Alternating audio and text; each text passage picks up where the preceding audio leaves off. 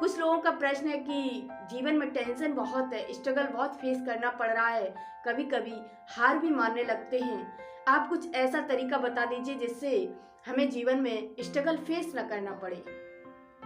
तो आज मैं आपको एक कहानी सुनाती हूँ, उस कहानी को ध्यान से सुनिएगा। कि एक बार एक भक्त था भगवान का, और वो बहुत पूजा पाठ करता था। और पूजा पाठ करने के बावजूद भी उसके जीवन में स्ट्रगल बहुत था।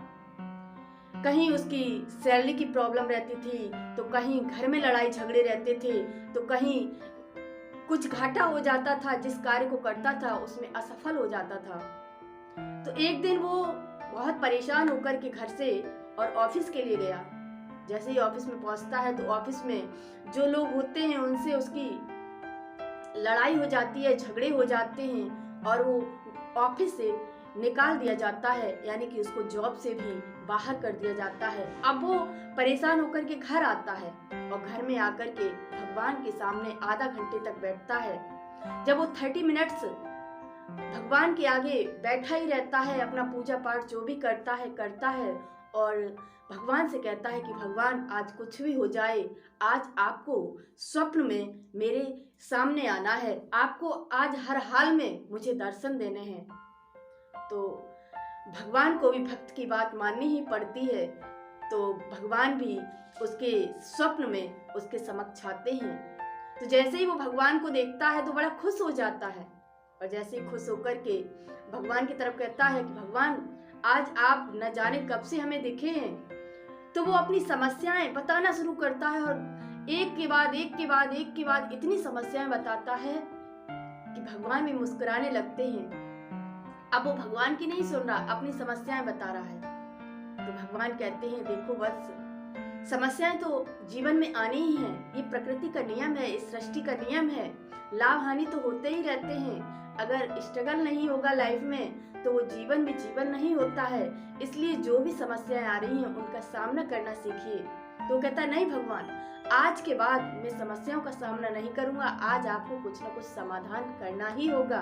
अगर आप आए हैं तो बिना समाधान किए नहीं जाएंगे। तो भगवान ने कहा ठीक है। तो भगवान कहते हैं, अच्छा ये बताओ, तुम मेरे पीछे एक बरगद का पेड़ है, वो तुम्हें दिख रहा है? तो उसने कहा, हाँ भगवान दिख रहा है।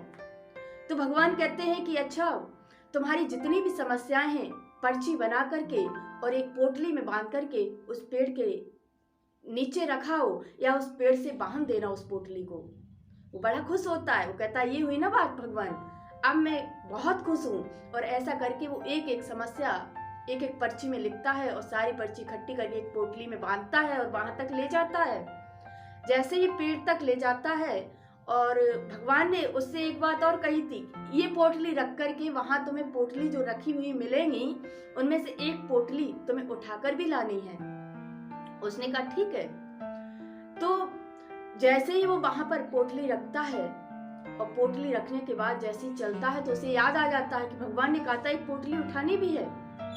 तो फिर से पीछे मुड़ता है और जाता है वहां, और एक पोटली उठाता है। सबसे छोटी जो पोटली होती है वो उठाता है। और जैसे ही वो पोटली उठाता है तो उसके मन में एक विचार आ जाता है कि पता नहीं इस पोटली में कहीं मेरी ही गंभीर बीमारी न लिखी हो, कोई ऐसी बीमारी न लिखी हो जो मेरी जान को ले ले, जानलेवा बीमारी ना हो।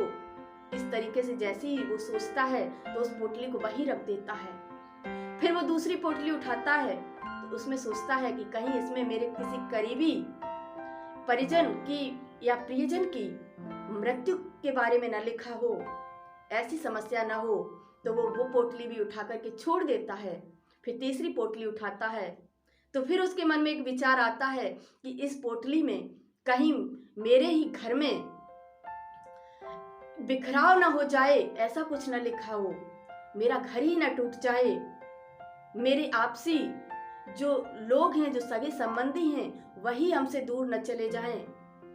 इस तरीके से वो तीसरी पोटली भी वहीं रख देता है, और अपनी पोटली जो उसने रखी थी वही उठा करके वापस आता है और भगवान से कहता है, भगवान मुझे आपकी पोटली नहीं चाहिए, मेरी पोटली जो मेरे पास है वही ठीक है, मैं इसी में खुश हूँ। आज के बाद मैं आपसे नहीं कहूँगा कि मेरे पास समस्याएं हैं, लेकिन मुझे आपकी पोटली नहीं चाहिए।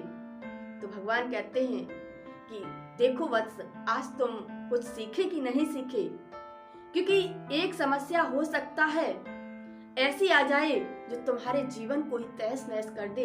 उससे बेहतर है कि तुम जो छोटी छोटी समस्याएं जो रोज जिन समस्याओं का सामना कर रहे हो, इनसे परेशान होने की बजाय इनका सामना करना सीखो। तो कहता है आज से मैं कभी भी आपसे शिकायत नहीं करूंगा। मैं कभी नहीं कहूंगा कि अच्छे लोग इतने परेशान क्यों रहते हैं और गलत लोग इतने मजे में क्यों रहते हैं। आज के बाद मैं आपसे कुछ नहीं कहूंगा। तो भगवान कहते हैं ठीक है, आज से तुम कभी भी कोई शिकायत नहीं करोगे। तो वो भी प्रॉमिस करता है, भगवान के साथ वादा करता है। तो कहने का उद्देश्य ये है कि आप आज जो भी जीवन जी रहे हैं बेहतर तरीके से जिएं, क्योंकि आप कुछ ऐसा करिए कि दुनिया आपके जैसा करना चाहे।